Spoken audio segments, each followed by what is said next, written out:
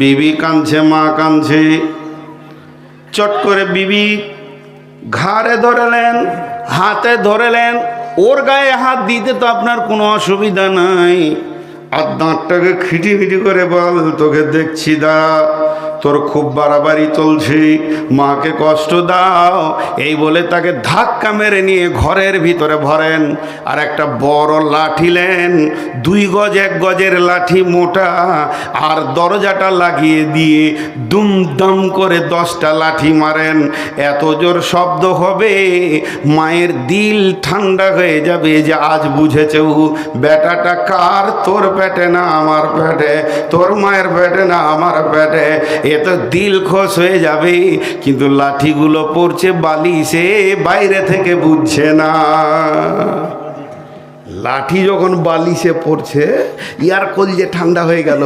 বিবি তখন ভিতরে হাসছে, বলছে খেপি তোকে মারতে পারি রে, 4-5টা খালি চুমাই খেলে ওকে, 10 লাঠিতে চুমা খেয়েছে ওকে। বিবি দেখছে এমন স্বামী জীবনে কারো হবে না। দেখে বলছে দেখ, যতদিন বেঁচে আছে বুড়ি মানুষ, কষ্ট দিস না গে, একটু মুখটা ভারী করে করে বার হতো।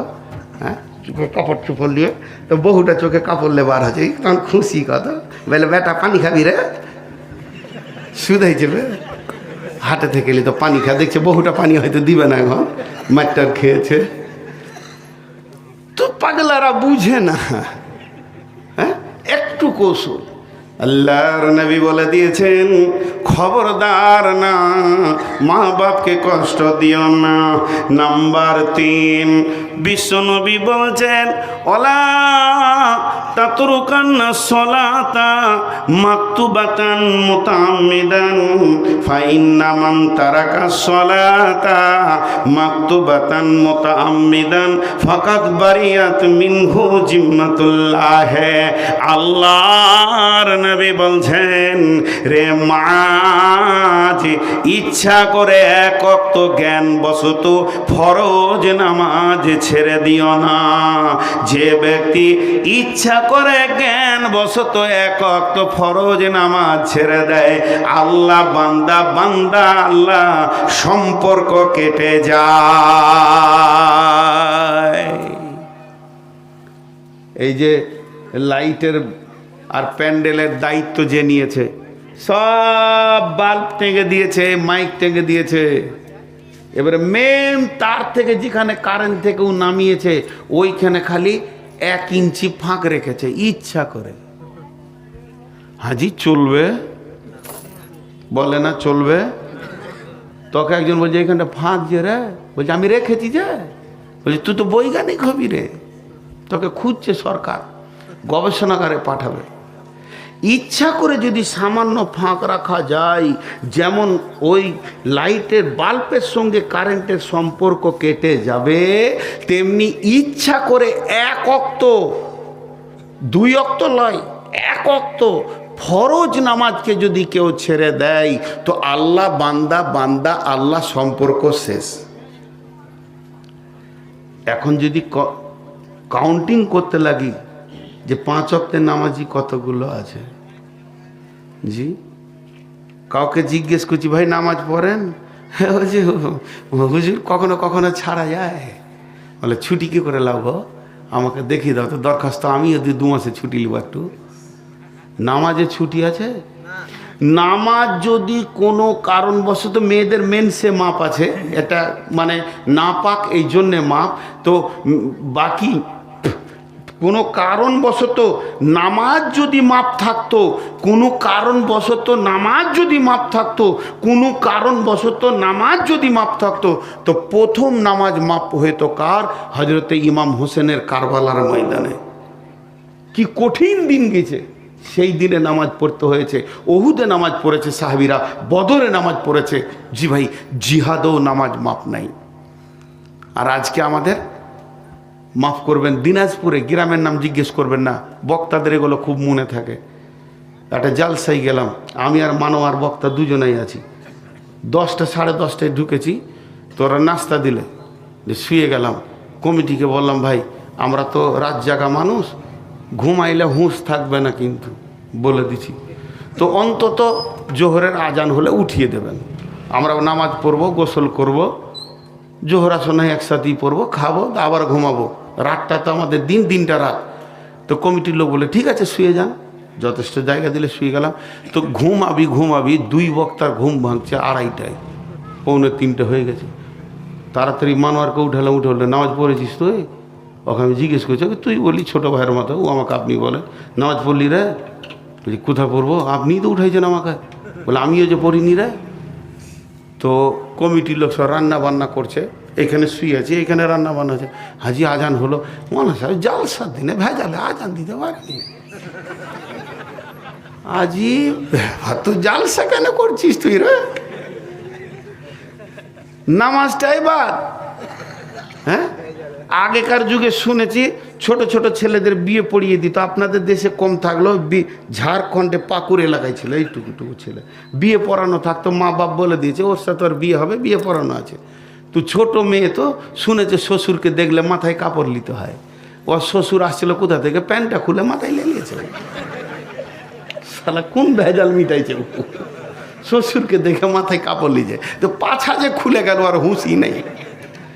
জি, তো এদের অবস্থা তাই, ফরজ নামাজ ছেড়ে দিয়ে মাংস রান্না করছে, ভাবছে নেকির কাজ করছে।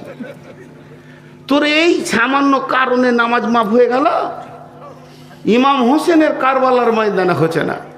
আল্লাহর নবী বলছেন মাঝরে ওয়ালা তাওয়াক্কান ওয়ালা তাতরুকান্নাস সালাতা মাকতুবাতান মুতাআম্মিদান ফা ইন্না মান তারাকাস সালাতা মাকতুবাতান মুতাআম্মিদান ফাকাদ বারিয়াত মিনহু জিম্মাতুল্লাহ।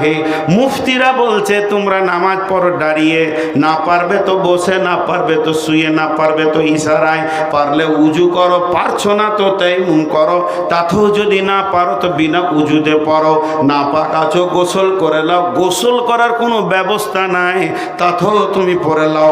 প্লেনে উড়ে তুমি মক্কা গেলে, মক্কা থেকে যখন তুমি ফিরছো ফজরের টাইম হয়ে গেছে, তুমি আছো 60,000 ফুট ওপরে, প্লেন চলছে, পূর্ব মুখে চলছে, সিটের ক্যাপাসিটি নাই, তুমি পূর্ব মুখেই পড়ে নাও, তারপরও ফরজ নামাজ তোমার মাপ হবে না। দুবাইয়ে যখন প্লেনে উঠলাম তখন ফজর হতে 1.5 ঘন্টা বাকি, উজু টুজু করব, করে উঠলাম, আর আল্লাহকে বলছি আল্লাহ উজু যেন না ভাঙে, ঘুমিয়ে যেন না যায়, আর আরও কিছু শর্তে উজু যেগুলো ভাঙে যেন উজু না ভাঙে। যাক, উজু ভাঙলো না, ঠিক টাইম হয়ে আসলো, এবার তো পুব মুখে নামাজ পড়তে হবে। মনটা কেমন কেমন করছে। উঠলাম, উঠে একবারে প্লেনের পাছাতে চলে গেলাম, গিয়ে দেখছি ওইখানে ওরা সব রান্নার জিনিসগুলো রেখেছে, ওইখানেই নামাজ ধরে নিলাম, সেবিকা দুটোকে সরে গেলাম আমার নামাজ পড়া দেখে। প্লেনে আজান দিয়ে নামাজ পড়েছি হজে, আমরা ফুল প্লেন জামাত করে নামাজ পড়েছি হজে, সব সিটে সিটে জামাত। আল্লাহ আমাকে দিয়ে আজান দেওয়ালো। জি, আমার চাচা বলছে ওঠ আজান দে, এসার টাইম হয়ে গেছে। তখন 67,000 ফুট ওপরে আছি, আজান দিয়ে দিলাম, গোটা প্লেন শুনতে পেয়েছে যে আজান হয়েছে। জামাত হবে জি, সব উজু করে লাও, তায়াম্মুম করে লাও, উজু না আছে তো সব রেডি হয়ে গেল, সামনে আমাকে তুই ইমামতি কর। তো নামাজ মাপ নাই। জি, বিশ্ব নবী নবী হয়েও নামাজের মাপ পায়নি, আপনি আমি কি পাবো? সকলে একবার যদি হাতটা তুলেন তো আজকে জালসাটা কামিয়াব হয়ে যাবে। যতগুলি লোক বসে আছেন, টাকা কালেকশন যা হয়েছে হয়েছে, আমি দুটো মুসল্লি কালেকশন করব, বলেন আর জ্ঞানবশত নামাজ ছাড়বো না। সকলে হাত তুলেন, হাত তুলেন, আল্লাহর রাস্তে বলছি, বলেন আর জ্ঞানবশত নামাজ ছাড়বো না। নিজের মুখে বললেন, আল্লাহ খুশি হবে, আর জ্ঞানবশত নামাজ ছাড়বো না। হাত নামান। মাশাআল্লাহ, আমি একটা দোয়া দিচ্ছি, জোরে আমিন বলবেন। এই আল্লাহ, যতগুলি লোক হাত তুলেছিল এরা পূর্বে যত নামাজ পড়েনি, তুমি আল্লাহ মাফ করে দাও, আর নামাজ ছাড়িয়েন না। এত কত পয়েন্ট। নামাজ কি জানেন? আল্লাহ বান্দা বান্দা আল্লাহ কথা হয়, নামাজে কথা হয় গো, গল্প হয় আল্লাহর সঙ্গে বান্দার। নাম্বার 4, বিশ্বনবী বলছেন মাঝরে ওয়ালা তাশরিবান্নাল খামরা, খবরদার মদ পান করিও না। মদের বোতল খবরদার পান করিও না। ফাইন্নাহু রাসুন কুল্লি ফাহিশাতিন, এই মদ হলো সমস্ত নোংরা কাজের মাথা। আল্লাহর নবী অন্য জায়গায় বলেছেন, ফাইন্নাহু মিফতাহুন নার, মদ হলো জাহান্নামের চাবিকাঠি। যে লোকটা মদ খেয়ে নিল সে যেন নিজেই জাহান্নামের দরজাটা নিজের জন্য খুলে দিল। মদ পান করিও না। জি ভাই, আপনাদের মালদার লোক মদ খায় না?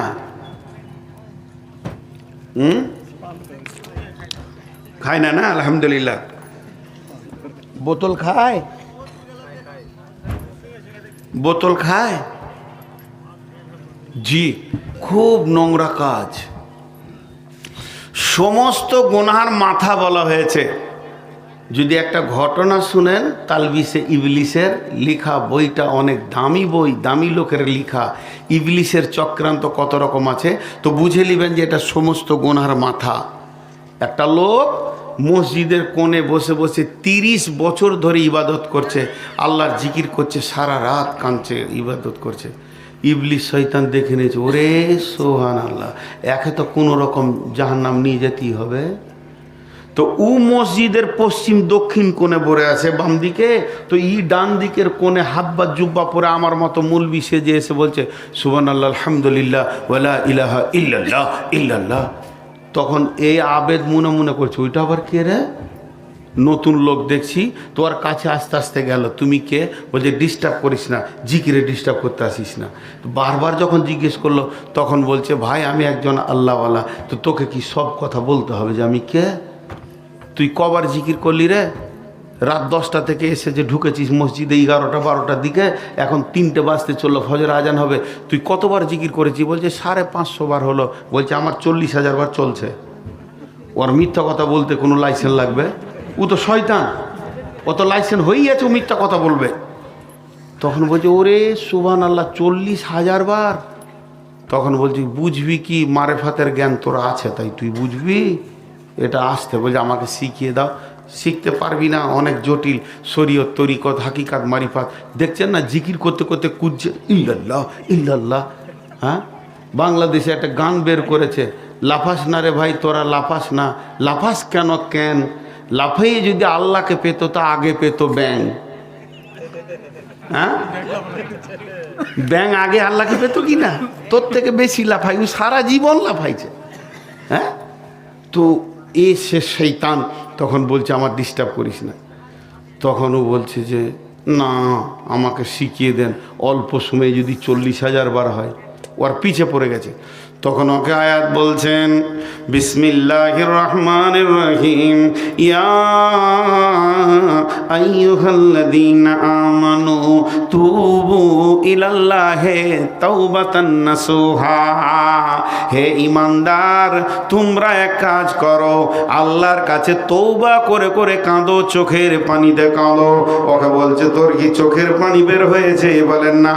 তাহলে এক কাজ কর, যখন তুই গুনাহ করবি দিয়ে আল্লাহর কাছে কাঁদবি, তখন চোখের পানি আসবে, আর যখন চোখের পানি আসবে তখন আল্লাহ রাজি হয়ে যাবে।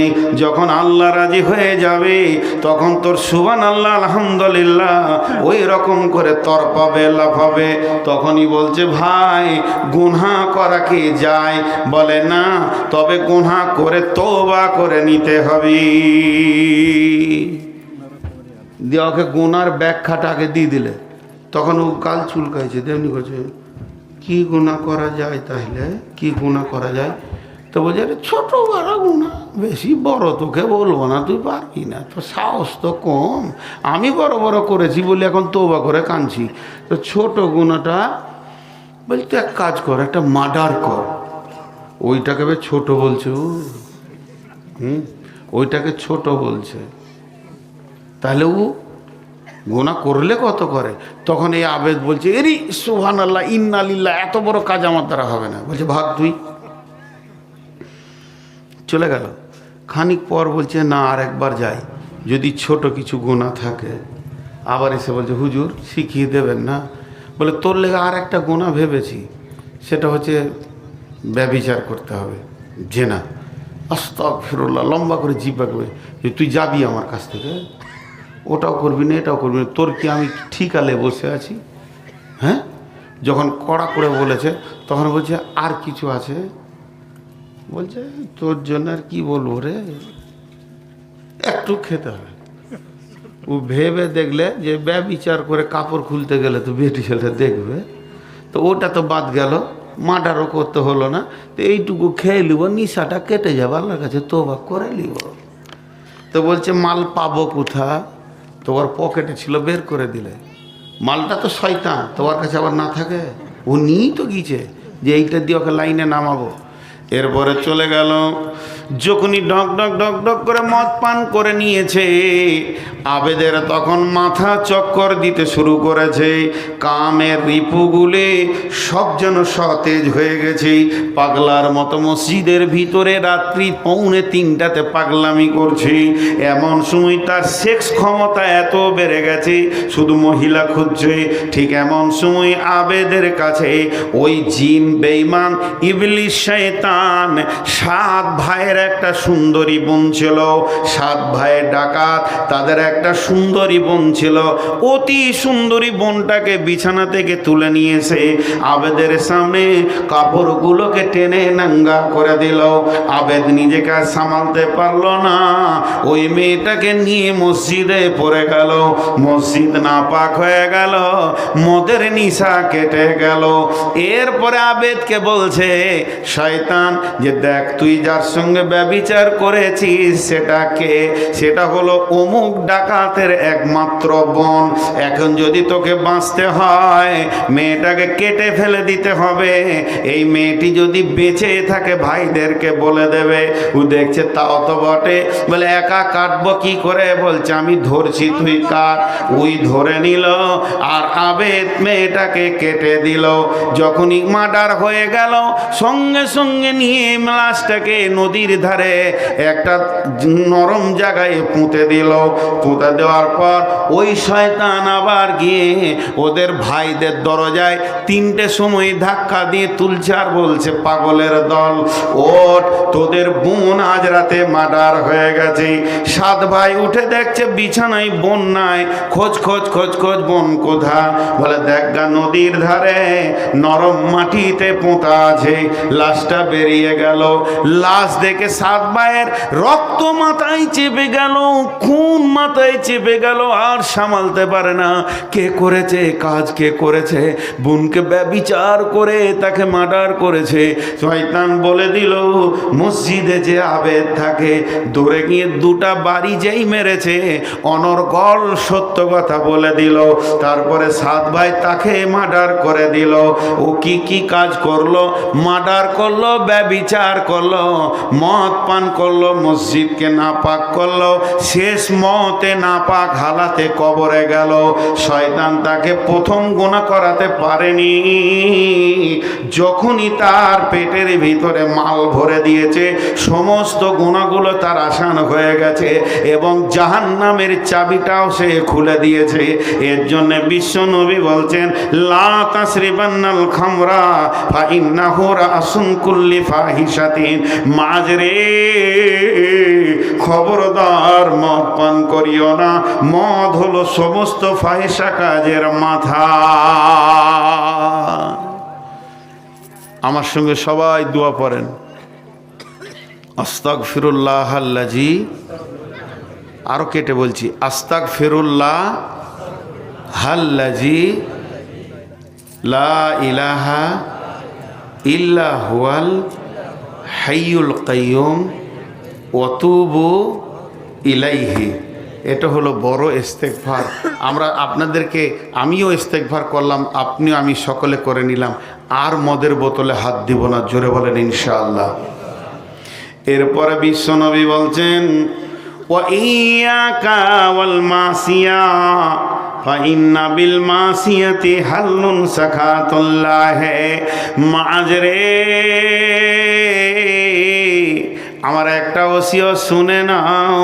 5 নম্বরে, যদি কোনো গ্রামে, কোনো বস্তিতে, কোনো এলাকায়, কোনো পঞ্চায়েতে, কোনো জেলাতে, কোনো পৌরসভায় যদি রাস্তার ধারে প্রকাশ্য কাবিরা গুনাহ হয়, জেনা চলে, মদ চলে, ব্যভিচার চলে, লুডু চলে, তাস চলে, দাবা চলে, জুয়া চলে, এটা যদি প্রকাশ্যভাবে গুনাহ চলতে থাকে, তাহলে জেনে নাও ওই এলাকাকে এবং ওই গ্রামকে আমার আল্লাহ ধ্বংস করে দেবেন। আল্লাহ এত রেগে যাবেন যে এলাকাকে এলাকা ধ্বংস করে দেবে। তার মানে নবীজি বলতে চাইছেন, মাঝরে গোপনে গুনাহ থেকে প্রকাশ্য গুনার গুনাহটা আরো বেশি। একটা লোক একটা মেয়ের সঙ্গে ব্যভিচার করলো, সেটা একটা গুনাহ হলো, সে গোপনে করেছে একটা গুনাহ হলো। ওই গুনাহটাই যদি প্রকাশ্যে করে তো আরো বেশি গুনাহ হবে। সেটাই যদি মসজিদে করে তো আরো গুনাহটা বাড়বে। ওটা যদি আবার আপনার কিনা বলতে খারাপ লাগে, কোরআনকে মাথায় বালিশ দিয়ে করে তো আরো গুনাহ বাড়বে। সেটা যদি নিজের বোনের সঙ্গে হয় তো আরো বাড়বে। জিনিসটা একে স্থানান্তরিতে তার গুনার তরঙ্গ বেড়ে যাবে। তেমনি একই জুয়ো, তাস, লুডু, দাবা গোপনে করলে যে গুনাহটা হবে, আর প্রকাশ্যে রাজপথে করলে তার থেকে 3-4 গুণ গুনাহ বেড়ে যাবে। এর জন্য বিশ্বনবী বলছেন, যখনই রাজপথে গুনাহ করবে তখন যারা তাস খেলে নাই এরাও গুনাহগার হয়ে যাবে। একটা লোক বিড়ি খেয়ে ধোঁয়া ছাড়লে তার যে বিড়ি খায় নাই তার নিঃশ্বাসেও ধোঁয়া ঢুকবে। তেমনি একটা লোক প্রকাশ্যে যখন রাজপথে জুয়া খেলবে আর একটা লোক মসজিদ যাবে, ও যদি ওকে একবার মুখেও না বলে যায় যে ভাই এটা খেলিস না, সেও কিন্তু গুনাহতে লিপিবদ্ধ হয়ে যাবে, সমাজে ক্যান্সার এসে যাবে। তাই আল্লাহর নবী বলছেন, মাঝরে যখন প্রকাশ্যে রাজপথে গুনাহ দেখবে তখন জেনে নাও আল্লাহর গজব পতিত হবে। একটা যুগ ছিল যারা তাস খেলতো আর মুরব্বীদেরকে লুকিয়ে খেলতো, গোপনে পাটের ভুঁয়ে, ভুট্টার ভুঁয়ে। আর এখন কি হয়েছে, ওরা প্রকাশ্যে থাকবে, তুই মসজিদ যাবি তো গোপনে যা। ভাই হয়েছে কি হয়নি? এর জন্য আল্লাহর গজব এসছে, এর জন্য আল্লাহর গজব এসছে। কয়টা বলা হলো না? 5টা। শিরক করিও না, যদি পুড়িয়ে দেয়া হয়, জ্বালিয়ে দেয়া হয়। মা বাপের অবাধ্য হয়েও না, যদিও মা বাপ বলে ঘর থেকে বেরিয়ে যাও তো বেরিয়ে যাবে। তারপরে হলো খবরদার ফরজ নামাজ ছেড়ে দিও না জ্ঞানবশত।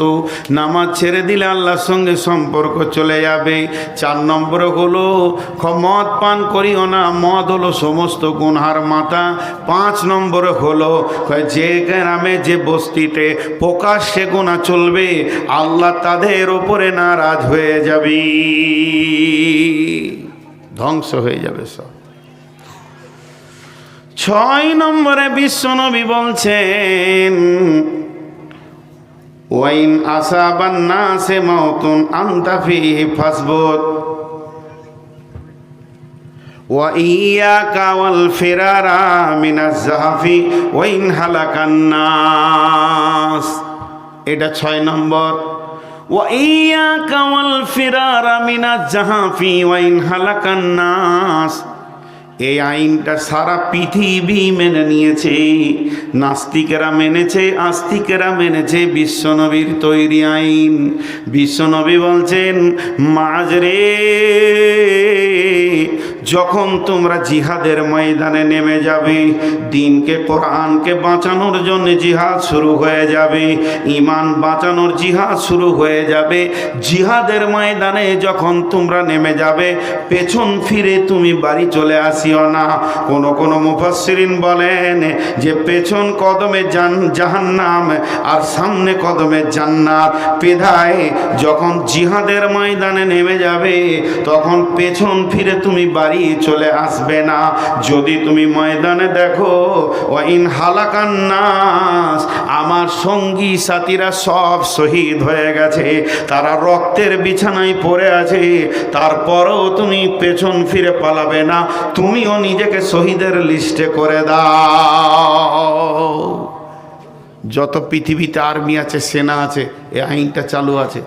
যদি কোনো সৈন্য, মিলিটারি কমান্ডার আছে এখানে, এদিকে 200 সৈন্য, এদিকে 200 সৈন্য কাজ করছে, 4 জন কমান্ডার তাদেরকে নিয়ে জিহাদে নেমেছে, কোনো একটা সৈন্য জিহাদ রানিং অবস্থায় যদি পেছন দিকে পালাতে যায় তো ওকেই গুলি করে আগে মারবে, নাহলে দেশ হাতছাড়া হয়ে যাবে।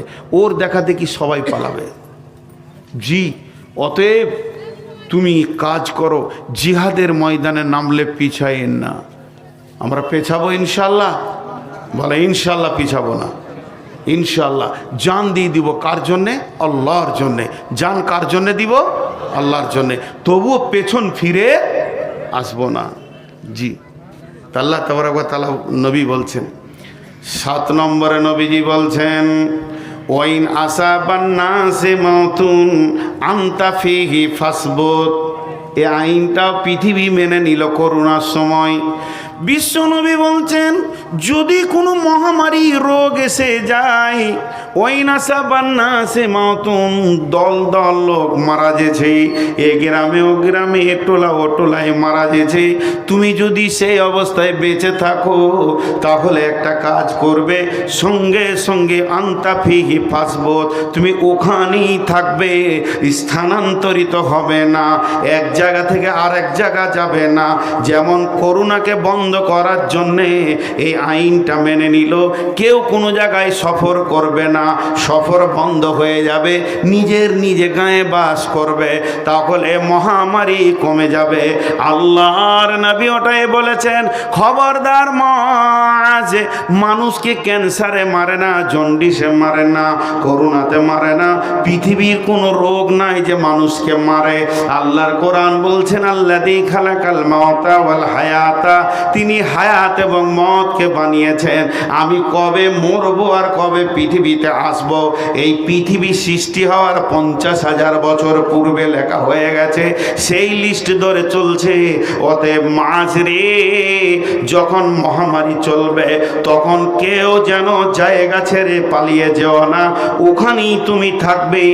2খানা জিনিসকে মনে রাখিও, 1 নম্বরে মহামারী তোমাকে মারতে পারবে না, 2 নম্বরে তুমি পালিয়েও বাঁচতে পারবে না। জি, কয়টা হলো? এবার 8 নম্বরটা একটু মজার আছে। ওয়া আনফিক আলা আয়ালিকা মিনাত তাওলেক, ওয়া আনফিক আলা আয়ালিকা মিনাত তাওলেক। মা বোনেরা কান করে শোনেন, আপনাদের বেশি শোনার দরকার আছে, আপনাদের হয়ে উকালতি করব এখন। খালি মনে মনে নিয়ত করেন, জালসা শেষ হলে নূর মাহমুদকে একটা মুরগির ডিম দিব, লাভ আপনাদের করব, তারপরে যাব।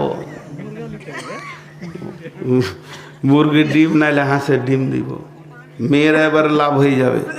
বিশ্বনবী বলছেন, হে পুরুষের দল, ও আনফিক আলা আয়ালিকা, তুমি তোমার ছেলে মেয়ে, বিবি, স্ত্রী, কন্যা, মা বাপ, ছোট ভাই বোন, অর্থাৎ তোমার অধীনস্থে যারা রয়েছে, তুমি ইনকাম করে যাদেরকে খাওয়াও, খবরদার বখিল হার কিপটে হয়ে যেও না। ও আনফিক আলা আয়ালিকা মিনাত তাওলেক, তোমার ইনকাম যেমন তেমনি যেন তোমার খরচাটাও ফ্যামিলির ওপরে হয়। তুমি যেমন ইনকাম করো সেই রকম মাপে খরচা করবে, বখিলি করিও না। জি ভাই, তুমি খরচা করো ওই অতটা মাপের যতটা তুমি ইনকাম করো। হার কিপটে মাল আপনাদের এলাকায় আছে? আরে বলে না আছে? হ্যাঁ, সারা সিজন পার হয়ে গেল, 1 পিস ইলিশ কিনে ছেলে মেয়ের মুখে দিলে না, বিবির মুখে দিলে না। হ্যাঁ, পাওয়া যাচ্ছে না, কিনে না বলি আসে না, কিনলে ট্রান্সপোর্ট চলে আসবে। হ্যাঁ, এলাকার লোক কিনে না। মাংস কিনলেন আজকে জালসার দিন গো, পোলট্রি নিয়ে এসে ভরে দিয়েছে, 2 কেজি গরুর মাংস নিলে না। নদীর মাছ চলে যাচ্ছে, কিনছে না, ছোট ছোট মাছ আর পুঁটি আর নিয়ে এসে খালি বলছে খেয়ে যা। এই মাল আছে না নাই? এখন আপেলের সিজন চলছে, 1 কেজি নিয়ে আসছে না, অথচ ওই বহুটাকে তুমি পেয়েছো 16 বছর 17 বছর 18 বছর 20 বছর বয়সে, তার বাপ মা তাকে খাইয়ে কত সুন্দর করে তোমার কোলে দিয়েছে, আর সে যখনই তোমার পাল্লায় পড়ে গেছে। আহা, কোন স্কুল মাস্টার এখানে আছেন? মাপ চাইছি, ক্ষমা চাইছি আপনাদের হাতে পায়ে ধরে। স্কুল মাস্টারদের আল্লাহ যে কত কিপটে করে। আমার মেয়ের জন্য 2 স্কুল মাস্টার এসেছিল বিয়েলে, আমরা তুই ভাগ। এত হার কিপটে পৃথিবীতে দ্বিতীয় কেউ হয় না। যদি শুনি যে স্কুল মাস্টার, তো আমি বলি ইন্নালিল্লাহ, ছেলেটার কপাল খারাপ গো, চাকরি পেয়ে গেল। ও আর ভালো জীবনে খাবে না, গোটা হাট ঘুরে কানাবে, করলে ঘর ঢুকবে। রমজান মাসে একটা লোক মোটর সাইকেলে যেছে আর আমি গাড়িতে যেছি, তা আমার ড্রাইভারকে বলছি ওই লোকটা স্কুল মাস্টার, আর যার মোটর সাইকেলে যেছে ও আমাকে আগিয়ে আনতে এসছে জলসায়। ওর জলসাতে গিয়ে জিজ্ঞেস করছি ইফতারের সময়, যাগো ওই যে লোকটাকে তুমি গাড়ি করে আনলে স্কুল মাস্টার না? বলছে হ্যাঁ, হাই স্কুলের মাস্টার। আমাকে বলছে আপনি কী করে বুঝলেন জি? বললাম একটা তরমুজকে 4 ফালি করে 1 ফালি কিনে নিয়ে যাচ্ছে, ওর হাতে ঝুলছিল। ওর স্কুল মাস্টার ছাড়া কেউ পারবে না। যে মাটি কেটে খায় সেও গোটা তরমুজ নিবে ছেলে মেয়ের লেগে। পেপারে আনন্দবাজার একটা দিয়েছিল যে আমার মেয়ে কতটা পড়াশোনা করেছে, মাস্টার্স পাস, ভালো ছেলে চাই, চাকরিজীবী ব্যবসায়িক ভালো ছেলে চাই, যে শেষকালে দিয়েছে, তবে যেন কোনো স্কুল মাস্টার আসবেন না। সুবহানাল্লাহ। যদি স্কুল মাস্টার থাকেন ভাই, মাপ চাইছি আপনাদের কাছে, ক্ষমা চাইছি, আপনারা আমাকে মাফ করে দেন। তো হার কিপটে হইও না, হার কিপটে হইও না। মা বোনেরা, এবার খালি ডিমটা দেওয়ার নিয়ত করেন। যদি কারো স্বামী হার কিপটে হয়, যদি কারো স্বামী হার কিপটে হয়, ওই মেয়েটি স্বামীর মালকে চুরি করে খেতে পারে, কোনো গুনাহ হবে না। বিশ্ব নবীর কাছে এবার দলিলটা দিই। আল্লাহ রসুলের চাচার নাম হলো আবু সুফিয়ান, হার কিপটে মাল ছিল আবু সুফিয়ান। আর আবু সুফিয়ানের সঙ্গে যখন হিন্দার বিয়ে হলো, হিন্দা যদিও কলিজা চাবিয়েছিল, পরবর্তীকালে ঈমান এনেছিল। হিন্দা ছিল উদার মেয়ে। হিন্দা আবু সুফিয়ানকে বিয়ে করার পর খাবার দাবার ভালো পাই না। অভিযোগ করবে কাকে? বিশ্ব নবীকে এসে বলছেন, তখন হিন্দা ইমানদার। হিন্দা এসে বলছেন, ইয়া রাসূলুল্লাহ, আপনার চাচা এত হার কিপটে মাল, আলু আর পাটের শাক খেতে খেতে দাঁতে খেসা পড়ে গেল, এখনো একদিনও মাছ কিনছে না, এ ব্যাপারে আপনি ফাইসালা দেন। বিশ্বনবী বললেন, হার কিপটেদেরকে জালসা করেও মাল কিনানো যাবে না, তার থেকে সহজে রাস্তা, স্বামীর মাল চুরি করে ইলিশ কিনো, আপেল কিনো, আঙ্গুর কিনো, পেট ভরে খেয়ে নাও, গামছা দিয়ে মুখ মুছে দাও। আর যদি বলে 500 টাকাটা খুঁজে পেয়েছি না কেন গে, কসম করে বলে দাও, আল্লাহর কসম আমি লইনি, তোমাকে পাওয়ার দেওয়া হচ্ছে, তুমি চুরি করে খাও, গুনাহ হবে না। মা বোনেরা, পকেট মারেন। এবার আপেল এখন দুর্ধর্ষ কাশ্মীরে নেমেছে, চারিদিকে আপেল চলছে। তো হ্যাঁ, পানি খায়, ডিম দিবে কিনা ওইটা মনে মনে হচ্ছে, তো পানি খায়। আপনাদের বিরক্ত লাগছে নাকি?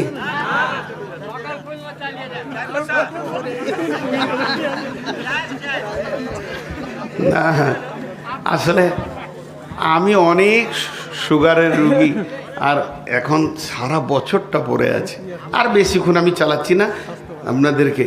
তো কি হলো, স্বামীর মাল স্ত্রী চুরি করতে পারে। 3 জন চোর নয়, 2 জন চোর নয়, 2 জন চোর নয়।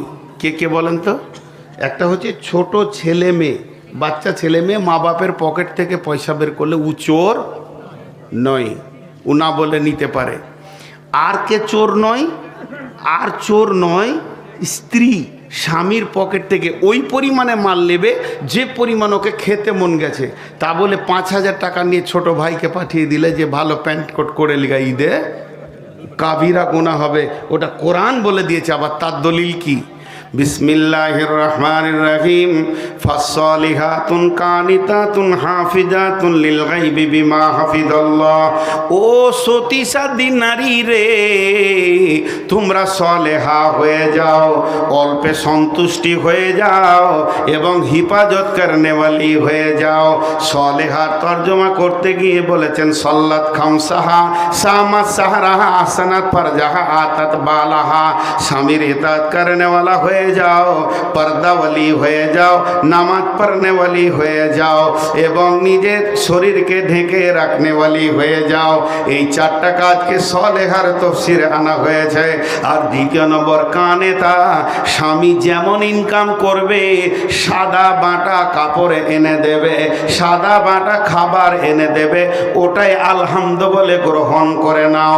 যেমন তোমার ইনকাম, তোমার স্বামী রিক্সাওয়ালা সারাদিন ঘাম ফেলে বইকালে একটা আপেল এনেছে, ছেলে মেয়েদেরকে নিয়ে ভাগ করে খেয়ে নাও, এটাতে বখিল বলা যাবে না। আর আপনার কি না কানেতা হয়ে যাও আর হাফেজা হয়ে যাও। হাফেজা মানে তুমি 3টে জিনিস হিফাজত করো। স্বামীর সন্তান আদি তোমার পেটে যেগুলো স্বামী পৌঁছে দিয়েছে, এটাকে ওষুধ দিয়ে নষ্ট করবে না, 1 নম্বর। 2 নম্বরে তোমার মাথা থেকে পা পর্যন্ত মহারানা দিয়ে স্বামী কিনে নিয়েছে, এটা তুমি ক্ষয় করতে পাবে না, নষ্ট করতে পাবে না। 3 নম্বর, স্বামীর ঘরে যে মাল আছে, টাকা পয়সা, সোনা দানা, চাউল ডাউল, আনাজ আছে, এগুলো তুমি খরচা করে দিতে পারবে না। স্বামীর বিনা হুকুমে মা বাপকে তো দেওয়ার কথা, অতিরিক্ত দান করতে পারবে না। অতএব তোমাকে দান করতে গেলেও স্বামীর পারমিশন নিতে হবে। স্বামীর মালের তুমি হিফাজত করো। অতএব আপনি মনে করবেন যে আমি স্বামীর পকেট থেকে 2,000 টাকা চুরি করে নিব, 500 টাকার মাল কিনে খাবো, ও শখ দিয়েছে, আর আমি 1,500 টাকা ভাইকে, বাপকে, বন্ধু বান্ধবীকে দিয়ে দিব, চলবে না, চলবে না। স্বামী যদি হার কিপটে হয় তাহলে খাওয়া পরিমাণ মালটা তুমি নিতে পারবে, এর থেকে অতিরিক্ত নিতে পারবে না। ডিমটা আমার গেল, একটু ভরসা আছে। চুরি করার পারমিশন তো দিয়েছি। মেয়েদের ওইটা একটা ভালো বিজনেস, কিন্তু চুরি করে করে অনেক পয়সা করে। জি, তো এটা হলো 8 নম্বর। 9 নম্বরে নবীজি বলছেন পুরুষদেরকে, ওয়ালা তারফা আনহুম আসাকাল আদাবা, খবরদার আদবের লাঠি হাতছাড়া করবে না। একদিকে তাদেরকে ভালোবাসবে, অন্যদিকে শাসন করা রাখবে। তারা যেন কোরআন হাদিসের বাইরে না চলে, শরীয়তের বাইরে না চলে। যেহেতু আমার নবী বলেছেন আমার প্রত্যেকটি উম্মত হলো রাখওয়াল, তার কারণ হচ্ছে যে ফ্যামিলিটা আপনার ইনকামে চলছে, ওই ফ্যামিলি আপনার অনুগতে চলছে, তারা যদি শরীয়ত গর্হিত গুনাহ করে, কিয়ামতের মাঠে আপনাকে জবাব লাগবে। অতএব তাদেরকে খাওয়াও ভোগ, আবার তাদেরকে শাসন কর, দেখাও লাল চোখ। খবরদার বেনামাজি চলবে না, এ ঘরে তেলাওয়াত বন্ধ হবে না। খবরদার সময়ে নামাজ পড়তে হবে, কোনো অজুহাত চলবে না, সব দিকটা শাসন করা রাখতে হবে। জি, খুব সত্য কথা বলছি। বুঝাতে গিয়ে ঘরের কথা বলে দিলাম, কিছু একটাও বলছি। বিয়ে হয়ে গেছে আমার 1-1.5 বছর, তারপরও আব্বার মার খেয়েছি। আমার আব্বা এত কড়া মানুষ ছিলেন, আমরা দাঁড়িয়ে দাঁড়িয়ে মার খেয়েছি। তো অপরাধটা কি ছিল শুনলে আপনারা বলবেন এটা অপরাধী নয়। বিয়ের বরযাত্রী গিয়েছিলাম, এটাই অপরাধ। বিয়ের বরযাত্রী গিয়েছি, নিজের ফুফাতো ভাই জোর করে নিয়ে গেল, ছাড়লো না, তুই চো। গেলাম, ঘুরে এসেছি, রাগ আসছে না আমার সঙ্গে। আব্বাকে মুসাফা করছি, বাপ বেটা আমাদের সালাম মুসাফা হতো, কোথাও গেলাম এলাম বাজার থেকে, তো মুসাফা করছে না। আমাকে পরিষ্কার বলছে, তুই বাড়ি থেকে বের হয়ে যা, তোর সাথে আমার কোনো সম্পর্ক নেই। অথচ আমার আব্বা আলিম ছিলেন না, সাধারণ চাষি মানুষ, তুই বেরিয়ে যা। দিয়ে তারপরে বসলো মুরালিয়ে, আমাকে সামনে বসিয়ে বলছে, তুই আমাকে হাদিস দেখা যে বেটির বাপের ঘরে 200 লোক গিয়ে খেতে হয়, তারপরে তোর সঙ্গে আমার সম্পর্ক। রসুলের দুশ্মন আমার দুশ্মন, আমাকে পরিষ্কার বলছে, বাড়ি থেকে বের হয়ে যায়। বিয়ে দিয়ে দিয়েছি, বললে কেটে পড়, ছাড়, আমার আল্লাহ আছে, আমি কারো ভরসা করি না। তো চিন্তা করেন, তোকে ওইটা দলিল দিতে হবে যে বেটির বাড়িতে তোকে আমি পড়ালাম, তোর বেডিং মাথায় করে করে মাদ্রাসা ঘুরলাম, আর আজকে তুই বরযাত্রী যাবি টুপি পাঞ্জাবি লাগিয়েস। কি করব, বিবিও আছে দাঁড়িয়ে দেখছে, খুব কড়া শাসন চলছে। কান ধরলাম, উঠা বসা করছি, ধরে দাঁড়িয়ে নাই। বলছে, আব্বা আমি তোবা করছি, জীবনে আর বরযাত্রী যাব না। তারপরে মাফ করেছে। তো শাসন থাকতে হবে ঘরে, শরীয়তের বাইরে গেছে।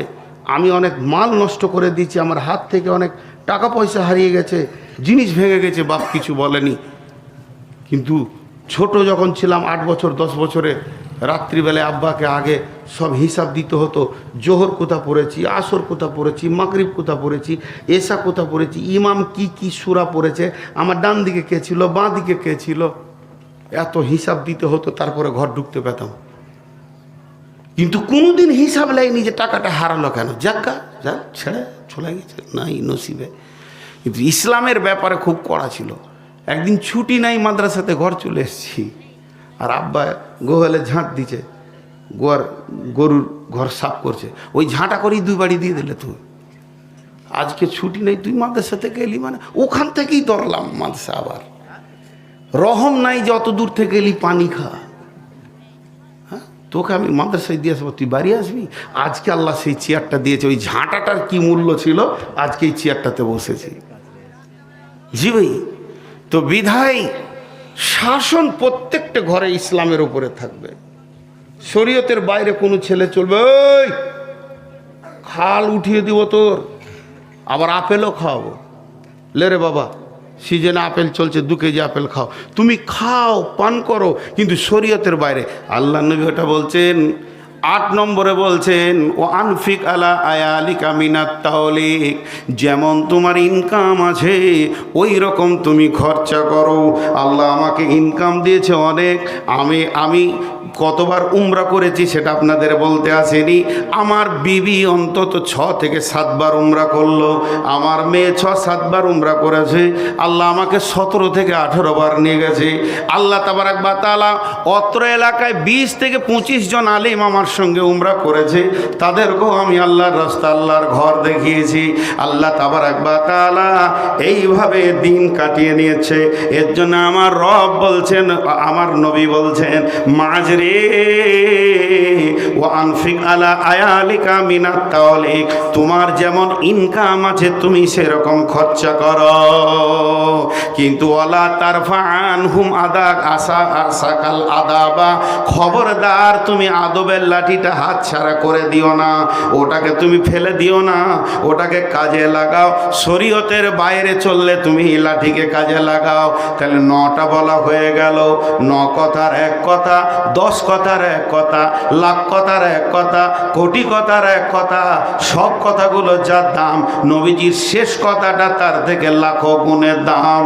বিশ্বনবী শেষকালে বলছেন 10 কথার 1 কথা মোহর মেরে দিয়ে বলছেন, ও আখিফুহুম ফিল্লাহে। কত ছোট কথা, কত ওজন আর কত ছোট কথা। বিশ্বনবী বলছেন, মাছ আমার এই কথাটা যদি তুমি একবার শুনে নাও, কোনো গুনাহ তোমার গায়ে টাচ করবে না।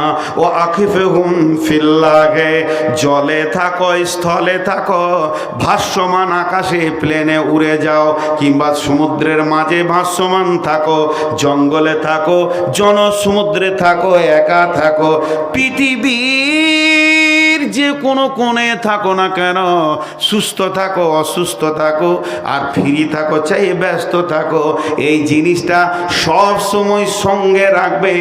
ও আকিফহুম ফিল্লাহে, আল্লাহর ভয়কে সঙ্গে রাখিও। তোমার সঙ্গে যদি আল্লাহর ভয় সব সময় থাকে, তোমার গায়ে কোনো গুনাহ টাচ করবে না। উঠবেন না। যেমন প্রথম কথাগুলো বললেন শুনলেন, তেমনি শেষ কথাগুলো 5-10 মিনিট শুনেলেন। একসঙ্গে দোয়া করে সবাই উঠব, আমার রব খুশি হবেন। আজকের মজলিসটা আমাকে খুব ভালো লাগছে। আমি প্রথমেই বলেছি যে এই কমিটির ছেলেরা আমার সঙ্গে যে ব্যবহার করেছে, আমি এখনো পর্যন্ত ওদের কোনো একটা ত্রুটি ধরতো। এমন ছেলে ডাক্তার বলছে, আবার মাস্টার বলছে গাড়িটা ধুয়ে দিব। হাজি আমার গাড়ি ধুতে চাইছে, আমি কোনো মতেই দিতে চাই না। বলছে না, এটা আমাদের ভাগ্য। এত আদো বলা ছেলে খুব কমই পাওয়া যায়। আল্লাহ এগুলো ছেলেগুলোকে কবুল করুন, আমাদের সকলকে কবুল করুন। সবাই আমিন বলেন। আল্লাহ আমাদের সকলকে কবুল করুন। হ্যাঁ, 3টে ডিম এসেছে, তাহলে আর একটা দিব নাকি ওরাকে? ওকালতি করতে করতে আর একটা পাওয়ার বাড়ি দিব না, এখন দিব না, সামনে বছর ডিম কাটা দিলে আর পাবো না। তো এবার গুনিয়ে দিচ্ছি। বিসমিল্লাহির রহমানির রহিম। হযরতে মুআজ বিন জাবাল বলছেন, বিশ্ববাসী রে, আল্লাহর নবী আমাকে 10টা ওসিয়ত করেছেন। তার মানে আজকের জন্য তরজমাটা নতুন করে আপডেট করে দিই। ও আজকের কাঁঠালপাড়ার মাহফিলের বাসী রে, ও শ্রোতাবৃন্দ, নারী পুরুষ, আমাদের নবী আমাদেরকে 10খানা ওসিয়ত করেছেন। 1 নম্বরে বলেছেন, খবরদার কারো সামনে মাথা নত করবে না, শির করবে না। যদি তোমাকে পিস পিস করে কেটে দেওয়া হয় কিংবা জ্বালিয়ে পুড়িয়ে ছাই করে দেওয়া হয়, কারো কাছে মাথা নত করবেন না। 2 নম্বরে বলেছে, মা বাপের ওপরে কমন করে কথা বলবে না, কোনো রকমের ঝিড়কে রুতে কথা বলবে না, চড়াও করে উঁচু কথা বলবে না। যদিও তোমার মা বাপ বলে বাড়ি থেকে বের হয়ে যা, সঙ্গে সঙ্গে বেরিয়ে যাবে। 3 নম্বরে বলেছেন, জ্ঞান বশত ফরজ নামাজ 1 ওয়াক্ত ছেড়ে দিও না। যদি কেউ জ্ঞান বশত 1 ওয়াক্ত ফরজ নামাজ ছেড়ে দেয়, আল্লাহর সঙ্গে বান্দার সম্পর্ক কেটে যাবে। 4 নম্বরে বললেন, খবরদার তোমরা মদ পান করিও না। মদ পান করলে সমস্ত গুনাহের মাথা তোমার কাছে পৌঁছে যাবে। নবী অন্যত্রে বলেছেন সেটা হলো জাহান্নামের চাবি। 5 নম্বরে বলেছেন, যেখানে প্রকাশ্য রাজপথে গুনাহ হবে, আল্লাহ এলাকাকে ধ্বংস করে দেবে। 6 নম্বরে বলেছেন, যদি মহামারী চলে আসে, তুমি ভয়ে পালিয়ে যেও না, তোমাকে মহামারী মারবে না, আল্লাহ ছাড়বে না, ওখানেই অবস্থান করো। 7 নম্বরে বলেছে, জিহাদের ময়দান থেকে পালাবে না, সবাই যদি মরে যায় তুমিও শহীদ হয়ে যাবে। 8 নম্বরে বলেছেন, যেমন তোমার ইনকাম অমনি ছেলে মেয়ের পেছনে খরচা করো, বোখালতি করিও না। 9 নম্বরে বলছেন, তুমি আদবের লাঠিটা হাতছাড়া করে দিও না, কারণ যেমন তুমি ইনকাম করে খাওয়াবে ওই রকম শাসন করবে। 10 নম্বরে বলেছেন, যেখানেই থাকো আল্লাহর ভয় সঙ্গে রাখবি। ভাই 2-5 জন আপনারা উঠলেন কেন? আমি ছোট্ট একটা প্রশ্ন রাখলাম, উঠলেন কেন? যার শেষ ভালো তার সব ভালো। আমি কি এখনো 10 ঘন্টা থাকবো?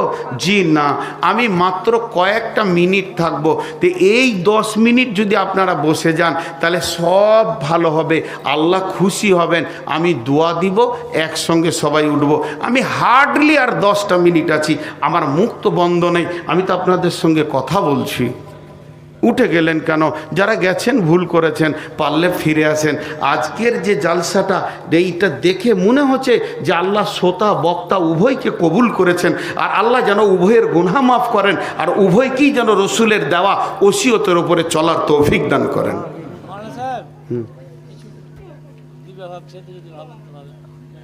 দাঁড়ান দাঁড়ান দাঁড়ান দাঁড়ান, আমার নাম না, এইটাই একটু 5টা মিনিট, 2 মিনিট।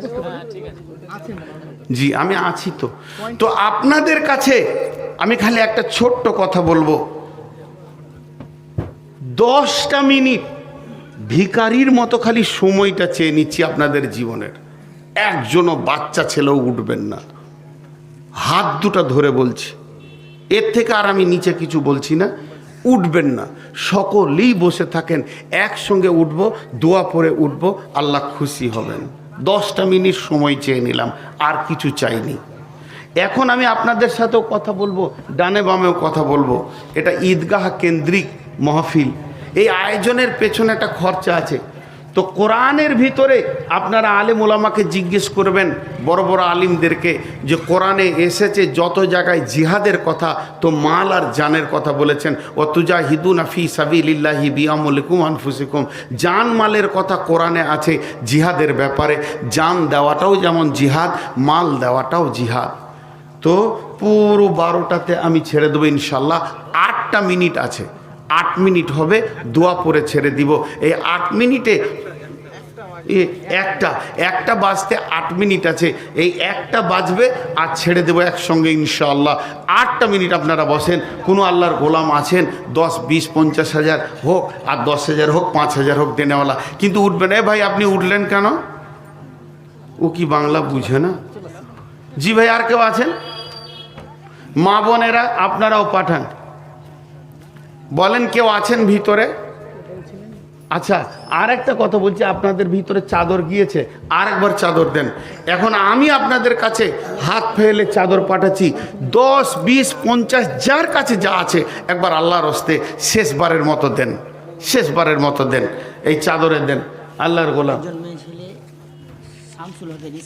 শামসুল হকের ভাইয়ের স্ত্রী কত হাজার টাকা দান করেছে, মাশাআল্লাহ। আর কেউ আছেন ভাই আমার? তবে চলে যাবেন না, এটা বারবার বলছি, হাত ধরে বলছি আপনাদের। 5,000 নগদ, 5,000 পরশু দিন দিয়ে দেবো, মায়ের জন্য দোয়া করবো ইনশাআল্লাহ। আমি দোয়া করছি। 10,000 5,000 দিয়ে দেবো। হ্যাঁ, 10,000-এ 5,000 নগদ, 5,000 বাকি মায়ের জন্য। দেখেন কেমন ছেলে, আহা, এই তো সুসন্তান, মা বাপের জন্য দান করছে। এই যে মা বাপের জন্য যারা দান করে,